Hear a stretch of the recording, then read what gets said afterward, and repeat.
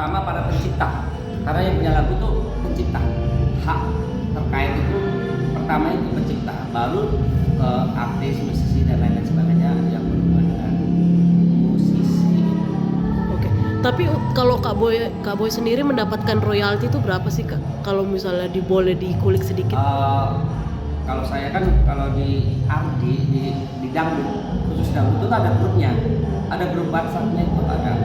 Jadi ketua hariannya Mbak Iti Nurjana, terus sekjennya Pak Wasikto, sekjennya Edi Zubai, itu kita ada grupnya emang. Jadi ada perkembangan apa itu selalu di grup. Bahkan kita ada meeting Zoom. Kalau di Ardi ya anugerah royalti kan tidak bisa. Tapi kalau untuk yang lain aku sih kurang paham ya, karena aku nggak masuk di dalam situ.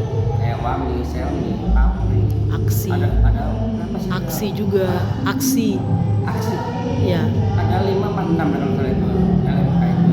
Cuman karena yang saya tahu kan saya di dangdut ya kan, di Ardi. Oke.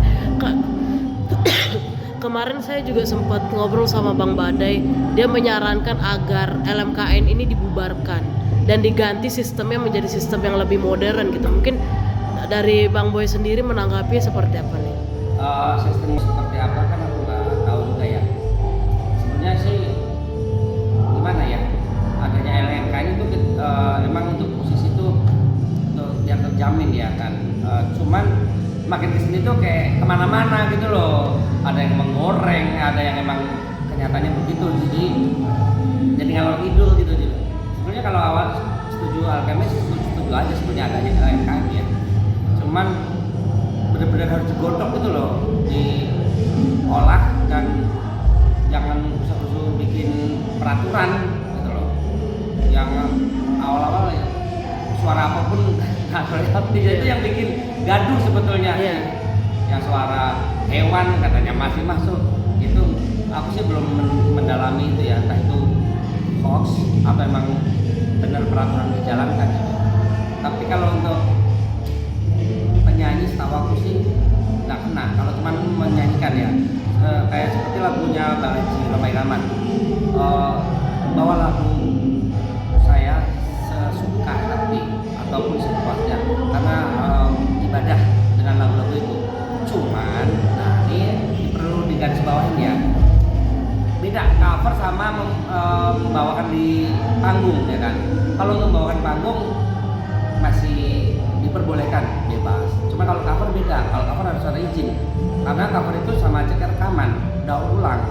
Dan channelnya di YouTube siapa atau di channel apapun itu yang berhak membayar royalti itu. Oke. Tapi kalau dari Bang Boy sendiri ada persyaratan juga nggak sih Bang untuk membawakan atau mengcover lagu dari Bang Boy sendiri? Kalau untuk lagu saya, lagu saya sih sementara ini ya bebas aja siapa yang mau cover. Cuman gini, nah perlu digarisbawahi nih, ada beberapa artis yang statement pakai lagu sesuka hati. Dia dulu artis itu masuk anggota LMK enggak atau LMKN.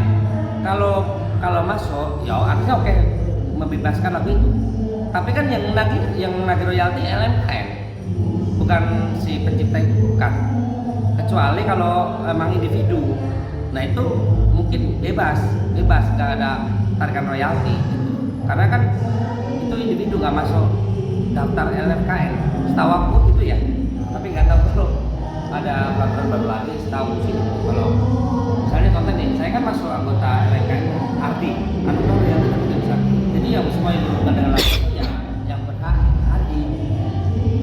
Misalnya contoh lagu saya dari karaoke, nanti LMK itu yang nagih ke Ardi. karaoke. Dan LMK itu ada beberapa sih ada saya lupa itu. Setahu cuma Ardi, Apri, Selmi, Wami, Aksi itu baru dengar mana?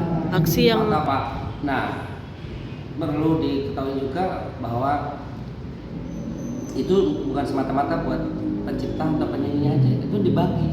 Misalnya LMK ya, ketuanya nanti kan biasanya ada meeting, ada Zoom ataupun meeting atau ketemu langsung. Nanti menagih royalti itu dibagi beberapa LMK semua musisi itu tadi ya setiap LMK itu ada berapa ratus orang. Bayangin aja berarti kan ada berapa nama atau LMK itu berarti ada berapa ribu orang. Itu dibaginya gitu setahu sih. Cuman nggak dibagi rata, tergantung penghitungannya tuh dari viewer atau pemakaian lagu itu, jadi semua artis beda-beda. Ada yang lebih tinggi, ada yang lebih rendah. Oke. Kalau untuk saya pribadi ya, bukan ini ya, bukan mau mengecas LMK gimana ya. Jangan terlalu ini juga, ntar yang ada kemunduran musik kita sendiri. Gitu. Digodok dulu lah, maksudnya diolah lagi keputusannya atau peraturannya seperti apa. Dan untuk misalnya yang kena royalti itu kayak misalnya kayak konser atau karaoke atau itu boleh. Tapi kalau di kafe ya apalagi kondisi ekonomi sekarang itu ya buru-buru pada mikir royalti ya kan, buat muterin perputarannya itu gaji karyawannya segala macam, penyanyinya itu entah tutup atau enggak itu dengan kondisi sekarang ini gitu kan. Jadi itu kan kalau kafe kebanyakan live langsung ya kan. Tapi kalau peraturannya harus di ini ya kita ngikut peraturan LMK. Oke. Ya nggak habis pikir. Suara alam ngambilnya dari mana? Kita kebanyakan dari YouTube ya, dari YouTube. Masa yang kena ada di tangan kita kuota juga udah ke YouTube karena terus yang punya channel YouTube kan udah dapat royalti juga dari YouTube. Itu kalau bingung dah kalau balik kalau komen itu masalah ini takut salah ngomong sih, karena kan ada beberapa yang memang aku masih kurang paham juga yang aku favorit emang yang aku tahu ya. Jadi tanah belajar lagi dulu. Yang aku maksudnya pengen gali apa sih peraturannya apa aja. Jadi biar nggak salah ngomong, nggak salah langkah juga. Ya. Gimana ya kalau dibubarin sih, gue setuju ya.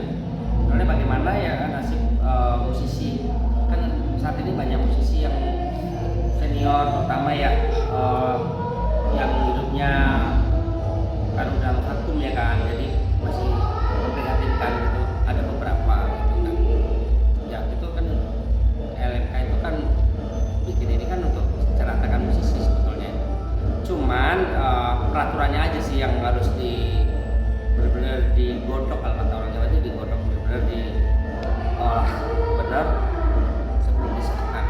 Jadi apa aja sih yang kena royalti, apa aja sih yang enggak gitu, jangan dipukul rata semua, dikit-dikit suara kena royalti. Itu yang bikin apa ya, rame gitu kan, bikin rame, bikin